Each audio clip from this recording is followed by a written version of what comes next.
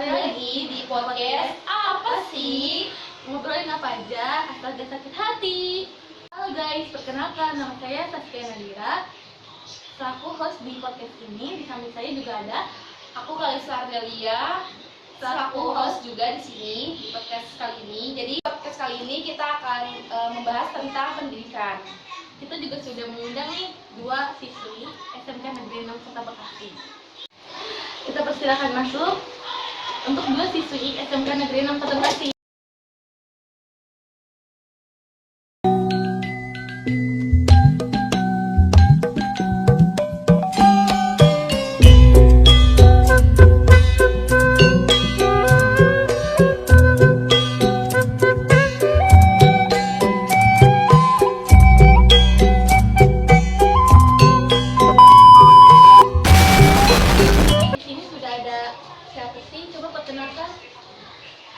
Assalamualaikum warahmatullahi wabarakatuh. Perkenalkan, nama aku Lesti Putra dari kelas 12 RPL 2. Di sampingnya juga ada siapa sih, perkenalkan?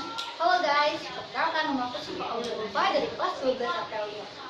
Oke, Siva dan Azri, kita berdua bakalan tanya tentang pendidikan, apa yang kalian ketahui tentang pendidikan. Tapi sebelum itu kita tanya-tanya dulu nggak sih, gimana sih kalian kan dari SMK Negeri 6 Kota Bekasi ya? Ya, betul. Nah, kalau di SMK Negeri 6 Kota Bekasi itu gimana sih sekolahannya? Mungkin aja ada teman-teman di sana yang pengen daftar di sana, tapi belum tahu gimana sih SMK 6. Bisa lewat apa aja pendaftaran?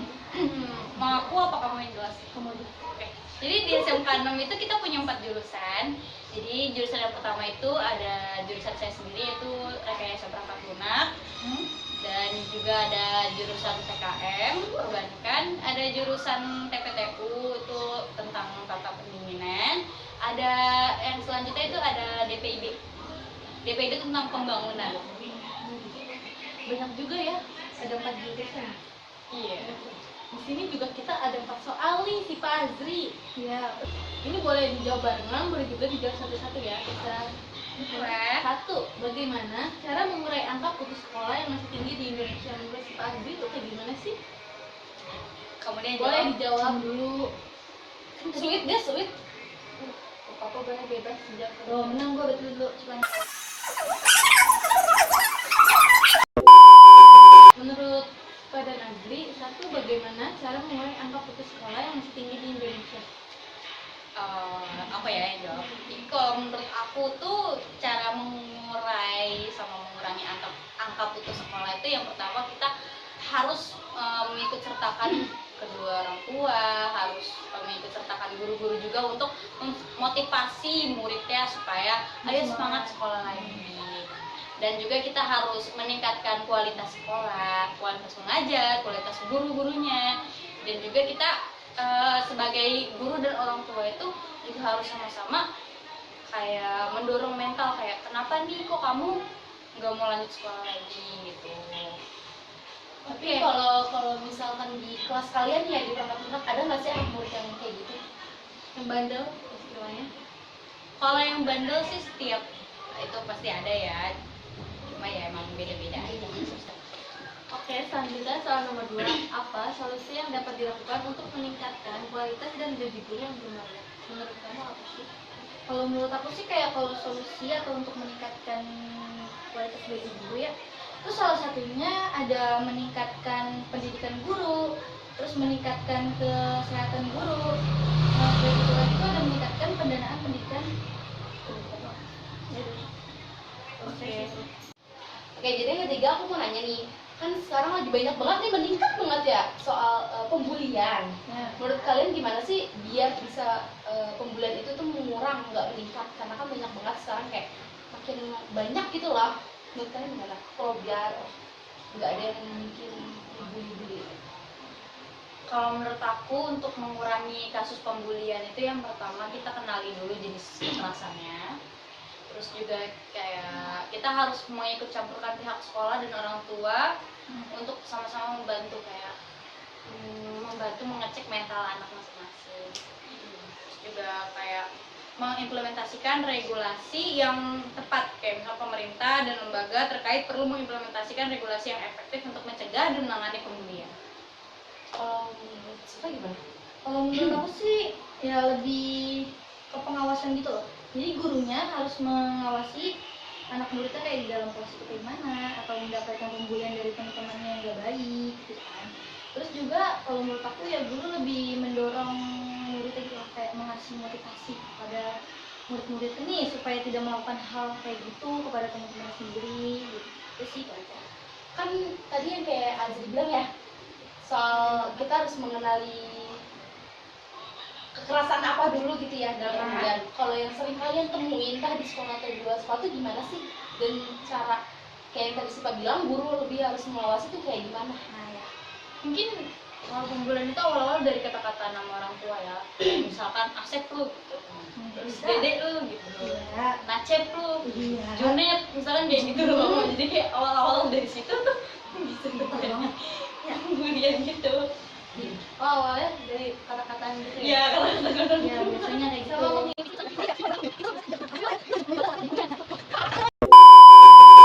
Biasanya ya, berawal-awal dari kata-kata tersebut, kayak kata-kata yang gitu, suka ada yang main fisik kan ya? Iya, antara jadi kalau misalkan yang satu ngatain jadi mereka sama-sama berantem. Nah itu penyebabnya pembulian tuh awal dari kata-kataan biasanya. Itu umumnya sih kayak gitu. Ya, sama. Jadi Kak, ini pertanyaan terakhir ya? Apa Kak Saskia mau ada pertanyaan lagi? Enggak. Langsung ke pertanyaan terakhir aja nih. Pertanyaan terakhir tuh, sekarang kan ya sekolah banyak banget mengeluarkan biaya ya, apalagi dari uang gedung atau SPP gitu ya. Menurut kalian gimana sih solusi biar uang itu tuh tidak menaik-naik tingkat terus setiap tahun gitu? Kalau menurut aku sih kayak untuk itu kan termasuk gitu solusi untuk mengurai kenaikan anggaran sekolah. Jadi yang pertama itu ya mungkin bisa kayak mencegah korupsi. Karena mungkin ada kenaikan itu ada kan ada sebabnya dong. Iya, benar. Gak mungkin ada api nggak ada asap. Ya. Enggak ada Iya, nggak ada asap nggak ada api. Maaf ya, kebalik, maaf ya guys. Terus juga kayak, kita juga sebagai pihak sekolah harus lebih terbuka lah sama warga-warga sekolah biar kayak mereka semua juga tahu apa sih kegunaan dari anggaran sekolah itu.